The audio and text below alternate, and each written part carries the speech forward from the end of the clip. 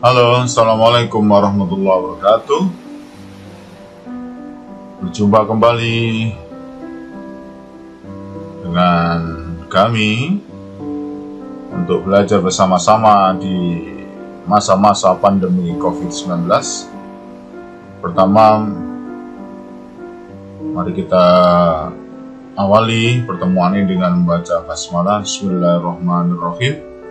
Puji syukur kepada Allah Subhanahu wa Ta'ala, kita semuanya dipertemukan kembali. Walaupun kita berada di tempat yang jauh, kita bisa bertemu melalui media ini.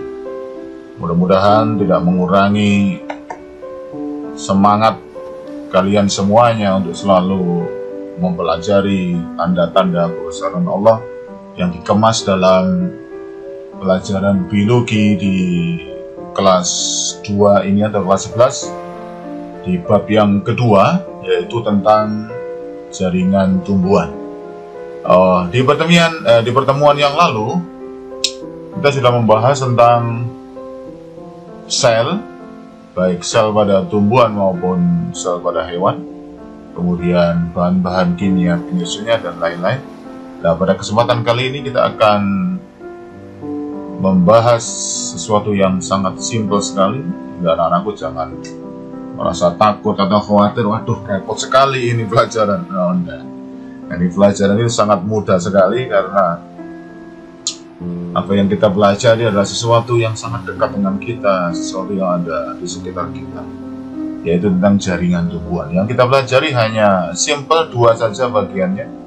Yang pertama yaitu tentang jenis atau macam-macam jaringan pada tumbuhan, dan yang kedua tentang sifat, totipotensi, dan kultur jaringan. Makanan apa ini totipotensi ya? Oke, jangan khawatir, nanti saya jelaskan. Oke, baik.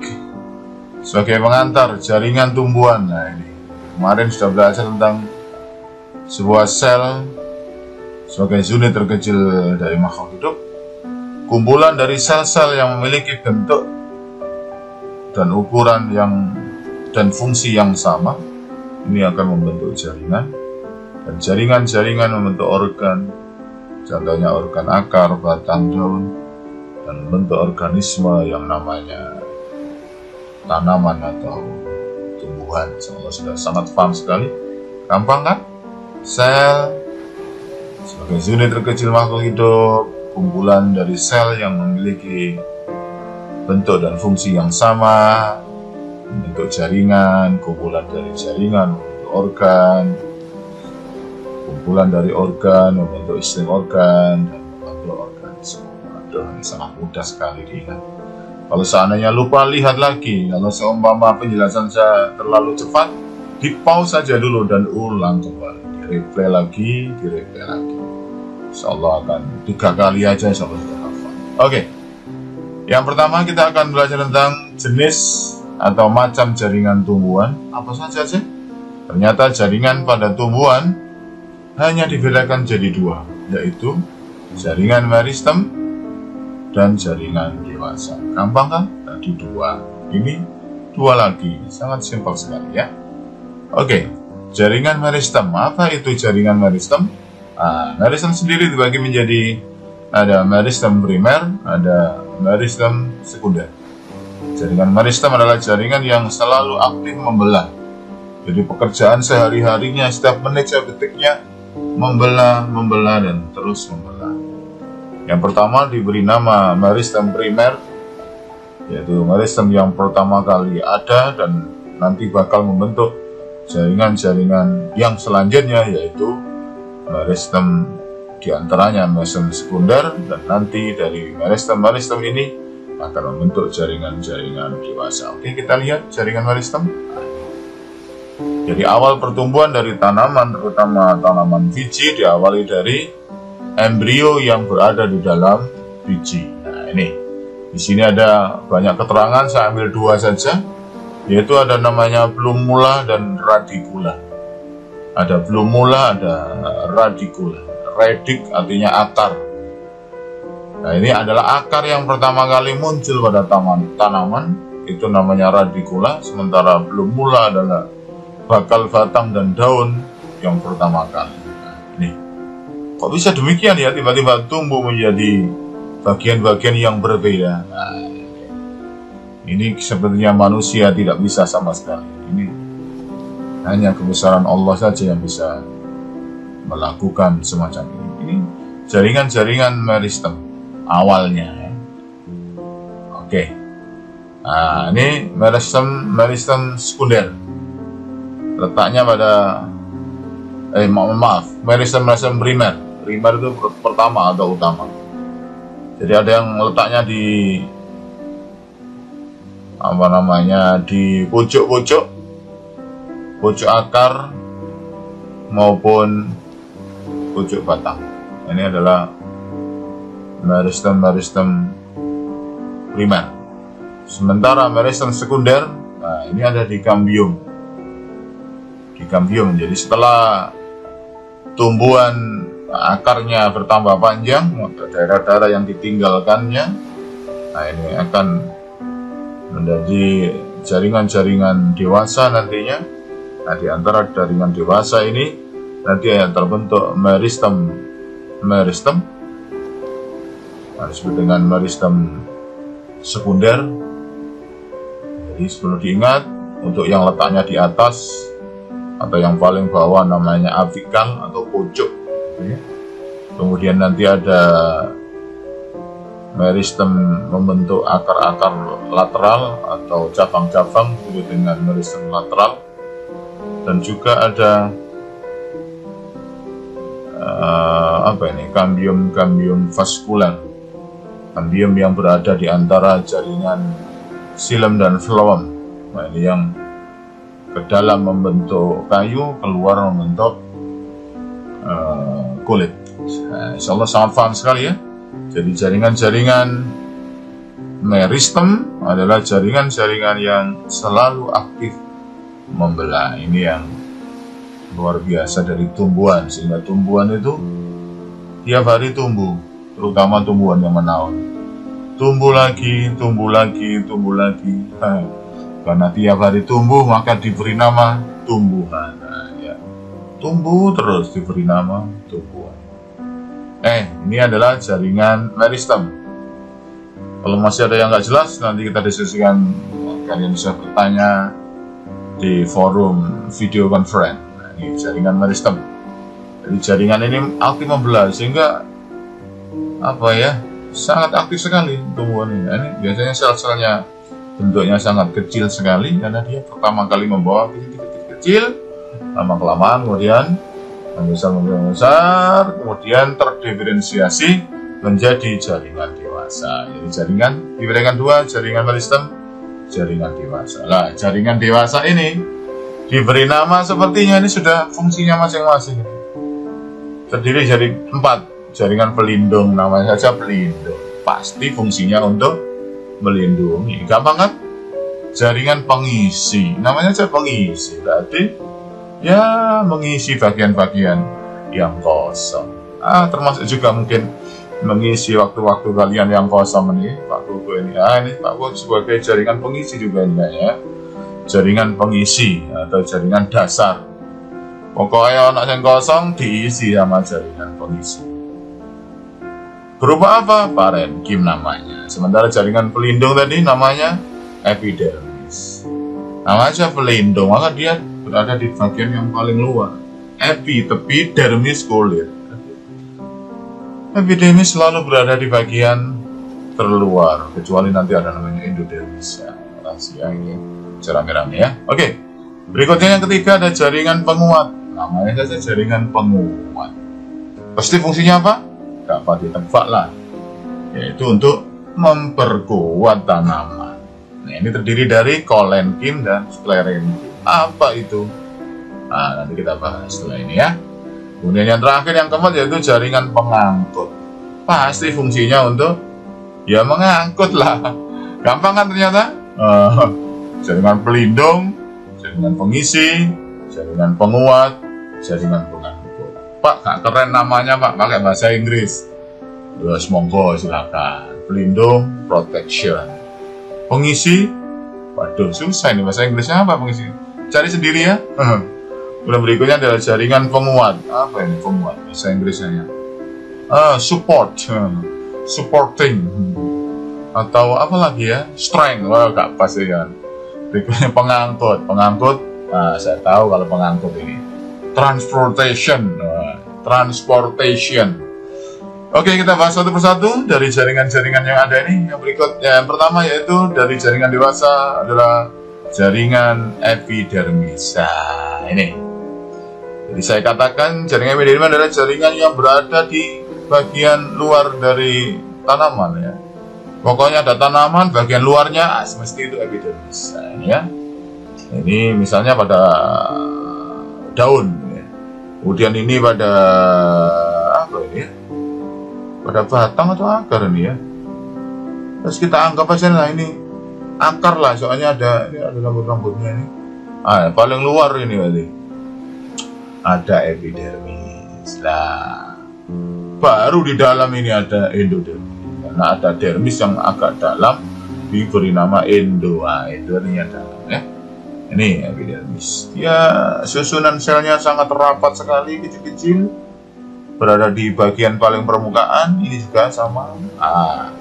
Karena fungsinya untuk pelindung, maka perlu dilengkapi dengan materi-material yang lain. Oleh karena itu, epidermis ini ada yang mengalami modifikasi. Siapa yang modifikasi? Ya, pastilah Allah yang sudah menyiapkan semuanya ini. Oke, yang pertama ada stomata. Jadi, epidermis selain dia sebagai pelindung, dia sebagai tempat untuk keluar dan masuknya zat. Kalau ini rapat semuanya, lah terus keluar masuknya dari mana? Kasihan. Ongkep di dalamnya ya. Nah, ini ada namanya stomata atau mulut daun. Kalau di batang ada namanya lenticel. Berarti mulut apa ini? Oh, mulut batang mungkin ya. Oke. Nih sel-selnya ya seperti bibir ini. Nah, karena memang bentuknya karena menyerupai bibir diberi nama mulut dan berada di daun. Nah, mulut daun. Nih mengalami perubahan-perubahan. Berikutnya ada trikomata, tiga artinya ya. Jadi semacam duri-duri ini yang ada di daun. Sehingga jangan heran di tanaman-tanaman tertentu daunnya itu terasa kasab. Ya, seperti daun jati kasab. Ada juga yang berupa duri-duri. Nah, ini tanaman jeruk misalnya, kaktus misalnya. Kemudian yang berupa filamen. Filamen itu semacam apa ya? Benang-benang tipis gitu ya. Kemudian ada yang kersik. Kesek. Nah, ini kersik. Dan mungkin banyak lagi yang lain yang mungkin Pak Koko belum tahu ya. Jadi jaringan-jaringan epitel ini bertindak sebagai pelindung. Nah, karena pelindung maka dilengkapi semacam senjata-senjatanya. Ini ada duri-duri dan lain-lain. Gimana? Udah jelas kan? Nah, itu. Oke, letaknya udah jelas. Bentuknya udah jelas. Karena pelindung maka harus rapat, seperti rapat gitu ya.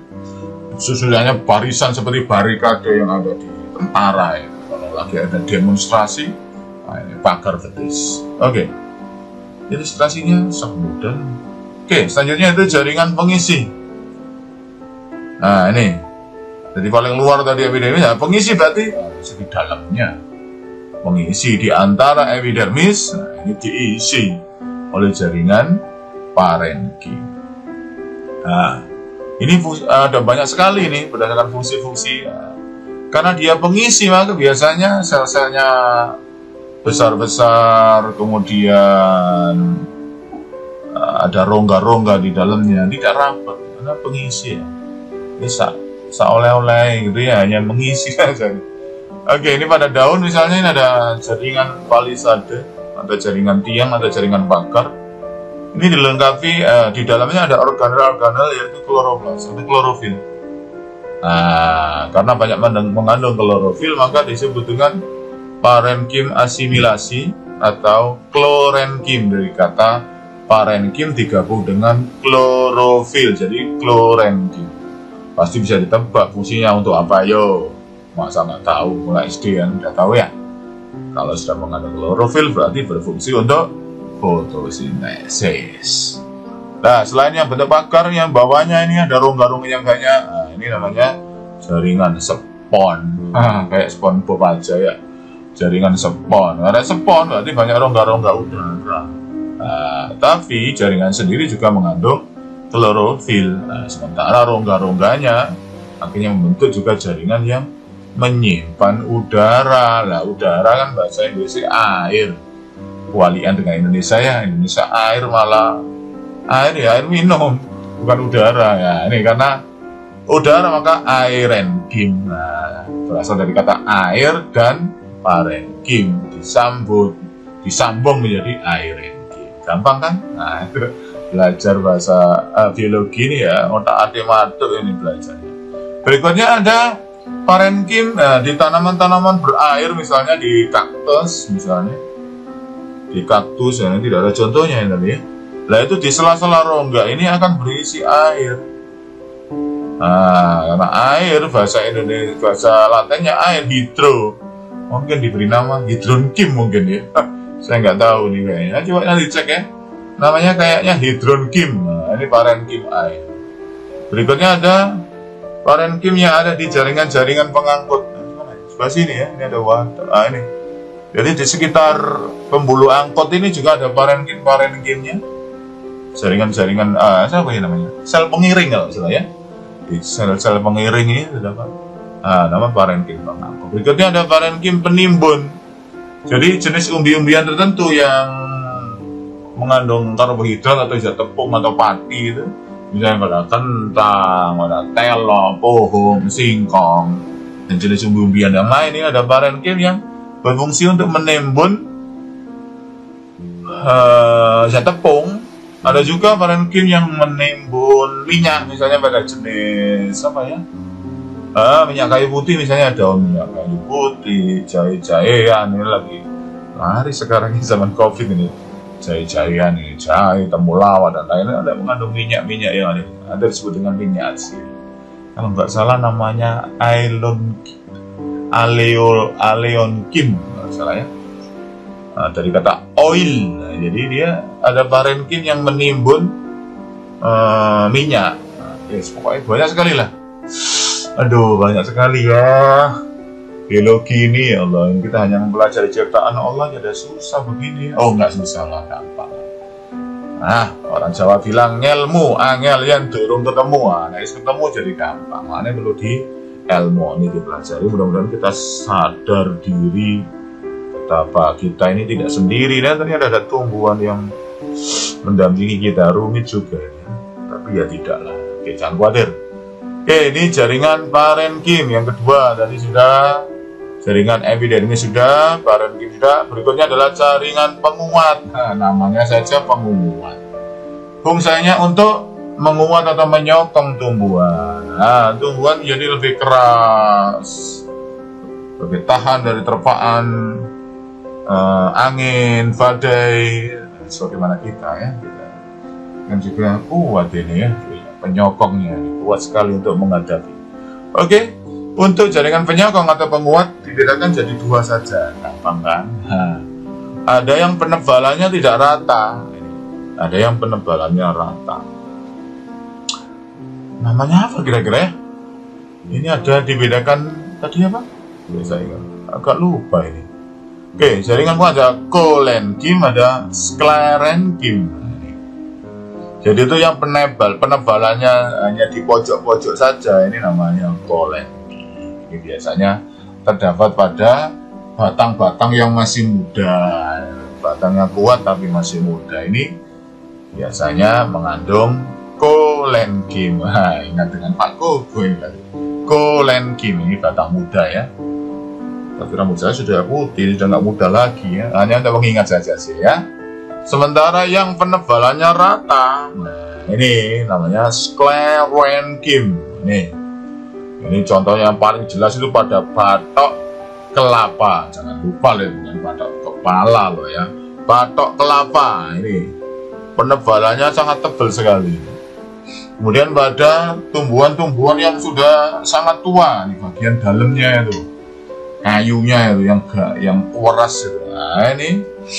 Nah, ini mengandung jaringan-jaringan penyokong. Biasanya kalau untuk yang sklerenkim ini kadang-kadang sel-selnya udah mati, sel-selnya menjadi bentuk seperti pipa-pipa kecil. Nah, ini pada tumbuhan nanti yang juga ada yang berkolaborasi dengan jaringan pengangkut. Gimana? Jelas kan? Nah, kalau ini penebalannya nggak roto jenenge kolenkin. Yang penebalannya merata sangat tebal namanya sklerenkin. Oke, kita kembali jaringan berikutnya terakhir. Dari jaringan, yaitu namanya jaringan pengangkut. Mesti tahu. Oke, terdiri dari silem dan phloem. Silem, selem, macam di dalam ya. Untuk mengingat saja sih ya, selem dan jeruk. Nih, berfungsi untuk mengangkut zat hara dari dalam tanah ini berupa H2O dan unsur-unsur hara lainnya. Misalnya ada ion-ion apa ya yang difotokan ya dari bawah ya. Terus pelajari sendirilah, hafal nanti. Ya termasuk pupuk-pupuk yang dipupukkan oleh Pak Petani ini, naik diangkat ke bawah ya, melalui silem. Setelah itu di atas terjadi fotosintesis, mendapatkan hasilnya disebarkan ke seluruh lain. Phloem berfungsi untuk mengedarkan hasil fotosintesis ke seluruh bagian tanaman. Wah, dia pinter berbagi ya. Ini bagian cari air sedot ke atas, ini dimasak mateng bagi bersama. Ini ya, hidup harus begitu ya, kerja sama dalam kebaikan. Tapi kalau udah ulangan jangan kerja sama loh ya, baik gitu. Kapan pinter ya nyontek tolak. Oke, ini jaringan pada tumbuhan, wes komplit ya. Ini jaringan pengangkut baik pada akar, batang maupun daun. Ketiga-tiganya terdapat jaringan-jaringan pengangkut sehingga bagian tanaman semuanya tersuplai oleh zat-zat yang dibutuhkan. Oke, masih juga ada pertanyaan? Masa udah jelas ini enggaknya? Kalau udah nggak jelas bisa tanya lagi lah nanti. Oke, terakhir. Nah, ini sifat totipotensi. Apaan tuh totipotensi? Nah, ya ada si Totti itu. Pemain apa ya? Main sepak bola kayaknya ya. Si Totti ya. Oke, kita lihat aja langsung ke TKP ini. Jadi totipotensi adalah sebuah teori yang menyatakan bahwa satu sel atau satu jaringan bisa tumbuh menjadi bagian tumbuhan secara lengkap kembali. Jadi jika bagian tumbuhan diletakkan di media yang cocok, suhu yang cocok, nutrisi yang cocok, dia akan bisa tumbuh lengkap kembali. Contohnya ini pada wortel, lihat ini ya. Jadi umbi wortel dipotong. Kemudian diambil sedikit saja nih potongan melintang, diambil ini kayaknya pakai pelong-pelongan ini ya, diambil jaringannya. Oh, tadi ingat kan jaringan yang aktif membelah, jaringan meristem. Maka diambil yang kira-kira masih membelah, masih segar misalnya. Ambil sedikit aja, dimasukkan dalam cairan Petri yang sudah ada bahan-bahan yang dibutuhkan. Nanti ada pelajaran khusus palingnya kalau lagi kuliah lagi di mikrobiologi atau apa, ini ada jaringan-jaringan ilmu ini ya. Kalau di SMA nggak tahu ini, saya belum punya bahan-bahannya ya. Ya nanti sebentar lihat di YouTube aja mungkin ya. Oke, nah jaringan yang bisa di sini dimasukkan ini kemudian nanti akan berkembang. Nanti biasanya ada alatnya, alat shaker pemuncak ini dikasih media, kemudian dia ada shaker mania bukannya bedanya, alat menggoncang nanti. Oke, ini akan tumbuh pecah ini ke samping. Bentuk kalus namanya. Nah, masing-masing ini nanti kemudian akan membentuk tumbuhan-tumbuhan mini lagi. Kemudian nanti sudah agak besar baru dipindahkan ke tanah lagi. Nah ini, oleh itu ini banyak dimanfaatkan untuk para petani atau orang yang bekerja di bidang agroindustri atau agroindustri ya maksudnya. Untuk mengembangkan tumbuhan-tumbuhan dalam jumlah yang sangat besar, dengan kualitas yang sama dan waktu yang cukup singkat. Luar biasa ini ya Allah, ilmunya Allah yang sudah dibocorkan kepada kita semuanya, para manusia yang bergelut di bidangnya ini. Ini juga bisa mengatasi tanaman-tanaman yang hampir punah, yang jumlahnya tinggal satu saja, bijinya nggak ada, buahnya nggak ada, waduh gimana? Nah ini pakai namanya totipotensi. Nah, caranya ini teorinya namanya totipotensi, sementara ilmu yang digunakan atau caranya disebut dengan namanya kultur jaringan. Jadi mengkultur, menumbuhkan jaringan-jaringan yang ada pada tumbuhan untuk memperoleh individu baru. Nah, selama ini kita tahu bahwa individu baru terbentuk melalui perkawinan, gitu ya. Pada tumbuhan melalui benang sari, kemudian nanti ketemu dengan putek. Kemudian nanti bakal membentuk biji lah. Untuk yang ini cara pintas ini nggak pakai biji ini. luar biasa. Ini sudah banyak ditemukan dan digunakan, terutama untuk apa ya, pisang kayak masalah ya. Dulu waktu kuliah pernah itu pisang, tapi katanya mahal ini ya, bahan-bahan. Atau mungkin sekarang ada yang lebih murah. Oke, sudah sangat paham? Oke, saya ulang kembali dari jaringan pada tumbuhan yang dipelajari, yaitu tentang nama jaringannya dan teknologi yang digunakan untuk istilahnya apa ya, teknologi pengembangan dari kultur jaringan. Nah, ini namanya ada sifat totipotensi, kultur jaringan, kemudian jenis jaringan dibedakan jadi dua, jaringan meristem yang aktif membelah dan jaringan dewasa. Namanya saja dewasa, sudah nggak bisa membelah lagi nih kayaknya ya. Oke, meristem juga. Oh Pak, bagaimana dengan meristem gabus? Pernah dengar ya? Velogen atau velogen. Jaringan gabus ini, tanaman-tanaman yang sudah tumbuh besar kan kadang-kadang kulit-kulitnya pecah ya. Nah, seperti kita wanita baju, kemudian kita tumbuh jadi besar, nah baju kita nggak muat lagi. Demikian juga pada tumbuhan, jadi pada saat tumbuhan tuh udah tambah besar, maka kulit yang bagian luarnya itu bakal pecah. Nah, kalau pecah itu kemudian disitulah berperan meristem gabus untuk menutup luka-luka yang ada. Dia akan membentuk lapisan-lapisan gabus. Ini kita lihat pada tanaman-tanaman yang sudah sangat tua. Oke, jadi intinya pada saat kita belajar jaringan tumbuhan ini, yang pertama kita belajar tentang strukturnya, bentuknya. Struktur itu bentuk ya kalau salah ya. Bentuknya seperti apa, dari rapat, tipis atau longgar atau enggak. Kemudian berikutnya ada letaknya di mana. Namanya saja tumbuhan, akar, batang, daun, bunga, biji ya, situ aja, sekitar itu. Dan fungsinya, nah ini udah jelas ini dari fungsinya ya. Oke, demikian saja yang bisa saya sampaikan. Pasti kamu belum jelas ya. Bagi yang sudah menyimak dan sudah membaca itu terus sangat jelas. Oke, kalau masih belum jelas juga, bisa nanti kita diskusi atau mungkin ketik nanti di kolom di Google Classroom. Pertanyaan-pertanyaan bisa disampaikan di sana dan kita bisa diskusi melalui video conference. Atau mungkin mudah-mudahan ini COVID segera berlalu, kita bisa ketemu langsung secara live. Mudah-mudahan Allah memberikan kemudahan kepada kita dan kita selalu dalam keadaan sehat walafiat, dan mudah-mudahan COVID segera berlalu dan kita bisa berjumpa lagi di sekolah tercinta SMA Negeri 9 Surabaya. Mari kita akhiri dengan bacaan hamdalah. Alhamdulillahirabbil alamin. Penutup majelis, subhanakallahumma bihamdik, nasyhadu an la ilaha illa anta, nastaghfiruka wa natubu ilaik. Assalamualaikum warahmatullahi wabarakatuh.